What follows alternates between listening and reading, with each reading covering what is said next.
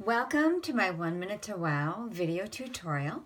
This is Mary Fish with Stampin' Pretty and StampinPretty.com. I'm an independent Stampin' Up! Demonstrator, and you can learn lots about paper crafting on my blog, StampinPretty.com, as well as shop for Stampin' Up! Products that I'm showing you, the latest specials and promotions. You'll definitely want to stop by.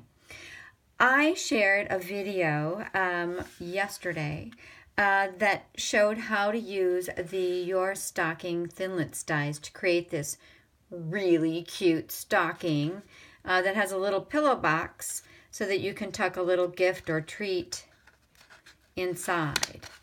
And in the process of that, here's how it opens, a little notch you can see it. Cool, huh?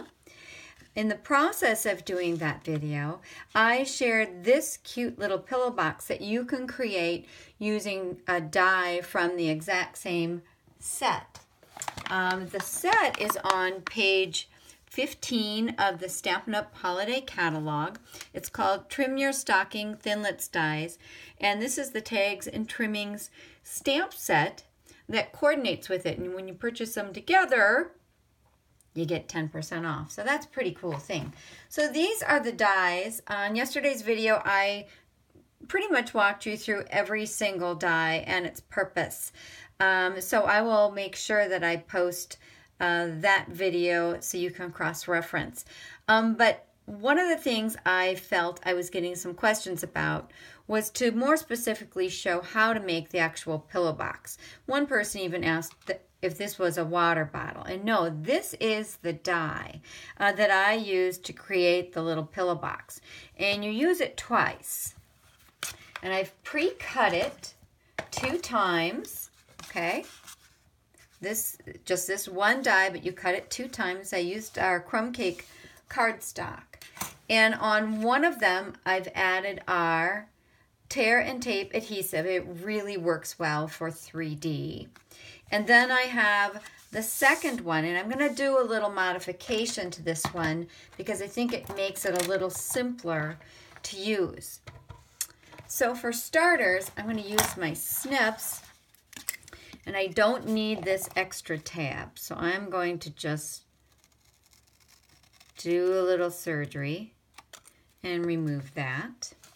And then the beauty of this die is that it both scores and cuts. So the score lines are here, and I'm going to use those score lines. I'm going to probably have to creep in a little bit more on my trimmer to trim away those ends.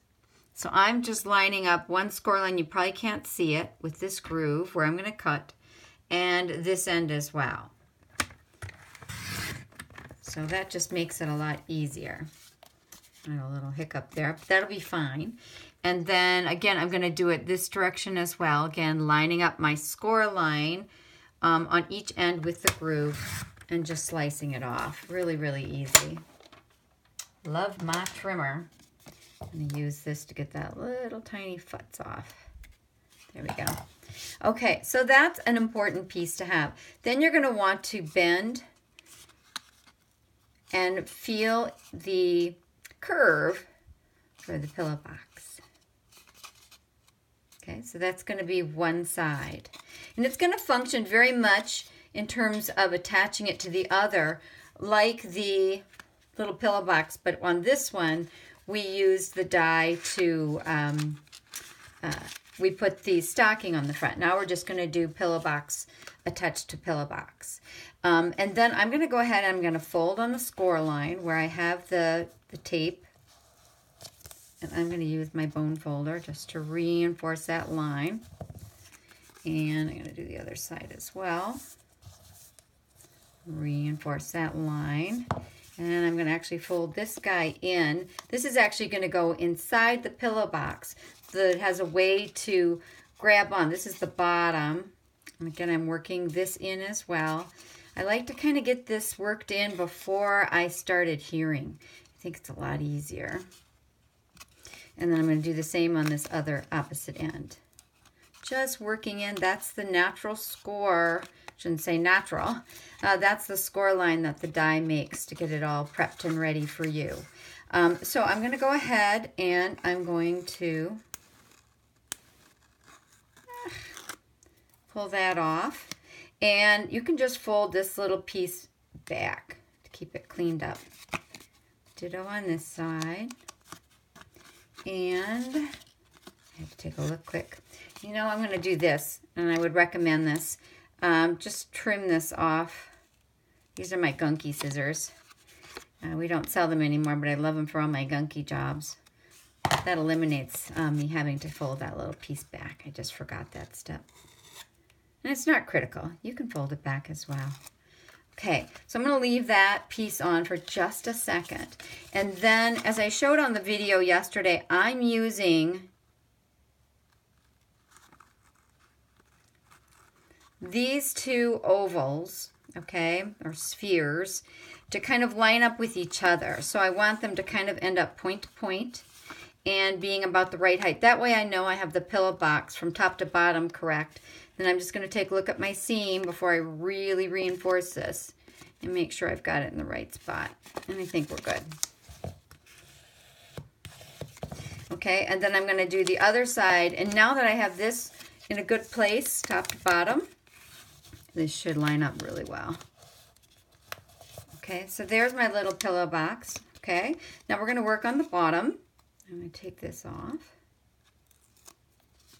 And I'm going to fold it in. I just kind of add some pressure at the sides so that it will fold in, as well as that little curved piece. Okay. And I'm going to fold this one in on top. Oh, I should have worked that one in before. Oopies. Let's see if I can still get it. I'm sure I can. Just a little zhuzhin I need to do here. There we go. And then from the inside, I'm going to use my bone folder and just make sure I got that tab nice and tight to this side. And then from here, the two notched ends go on top.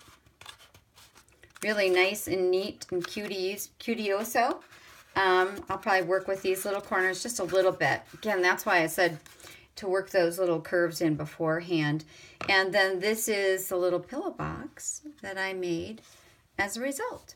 So I'm hoping that that's helpful to really sit down and show you how this die from the Trim Your Stocking Thinlits dies is used ×2 to create the little pillow box, and then to create this sweet little stocking pillow box, you would use just one of these for the back and then this cutie for the front. So you have just the back side. So hopefully that's a better explanation for you on the specifics. Thank you for joining me for my 1 Minute to Wow video tutorial. Please leave me a comment or any questions on my YouTube channel. I'm more than happy to answer any questions. I love and cherish your sweet comments. And visit my blog, stampinpretty.com, as well as shop for Stampin' Up! Products. Bye-bye.